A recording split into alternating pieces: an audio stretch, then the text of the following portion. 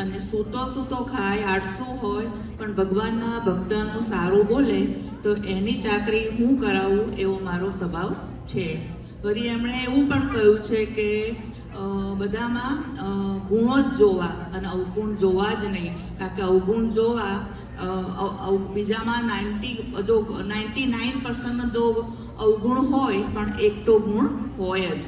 આમ આપણા ગુરુવરીઓએ પણ આપણને ઘણી વાર કહ્યું છે, લાઈક યોગી બાપાએ કહ્યું છે કે અવગુણ લેવાનો રસ્તો એ તો ઝેર પીવાનો રસ્તો છે. અને મહંત સ્વામી મહારાજે તો સત્સંગ દીક્ષામાં લખી દીધું છે કે સુહૃદય ભાવ રાખી અને ભગવાનના ભક્તોના ગુણોને સંભાળવા તો બ્રહ્મરૂપ થઈ જવાય. આમ આપણે આમાંથી એટલું જ શીખવાનું કે બધામાંથી આપણે ગુણ જ લેવાના. અને આપણા મંદિરમાં અત્યારે પણ ઘણી બહેનો છે કે તેમનામાં રહેલા ગુણો આપણને હૃદયમાં સ્પર્શી જાય છે. તો એવા જ બે બહેનોના ગુણોને આજે આપણે બિરદાવવાનો પ્રયત્ન કરીશું. એમાંના એક છે અક્ષર નિવાસી સરોજબેન ધીરુભાઈ પટેલ. એમને બધા જ અહીંયા બેઠેલા ઓળખે છે. અને આપણો સત્સંગ દલાસનો ઝરનો ચાલુ થયો 1976માં, ત્યારથી હું પણ એમની સાથે છું અને ઘણીવાર એમની જોડે કિચનમાં સેવા કરવાનો લાભ મળ્યો છે.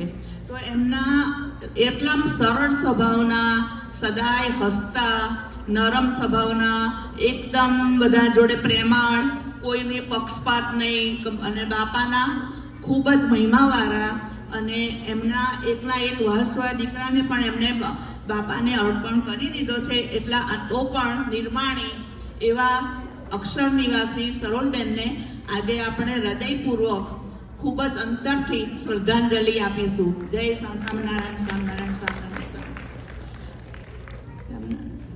હવે એક બીજા બેનની હું વાત કરવાની છું કે જેઓનું નામ છે પ્રીતિકાબેન પ્રકાશ. જેઓ ગુજરાતી નથી આપણા અને ગુજરાતી બહુ જાણતા પણ ઓછું જાણે છે ને સમજે છે પણ ઓછું. પણ એમને જ્યારથી બાપાના દર્શન થયા 2014માં, ત્યારથી એમનો સત્સંગમાં ચડતો રંગ રહ્યો છે. અને બંને આપણા કિચનમાં એવા એ ઝોન લીડર છે અમારા ઝોનના, પણ આપણા કિચનમાં ગમે ત્યારે અમારો વારો હોય તો આવી જ જાય છે અને બધી જ જાતની સેવા કરે છે. પીરસે છે, વાસણો ધોવે છે, ઝાડુ વારે છે અને તરે છે. બધું જ કામ જે બતાવે બધા જોડે હળી મળીને કરે છે. એવા પ્રીતિકાબેને મને ઊભું થવાની તો ના પાડી છે, પણ બધા એમને મળજો.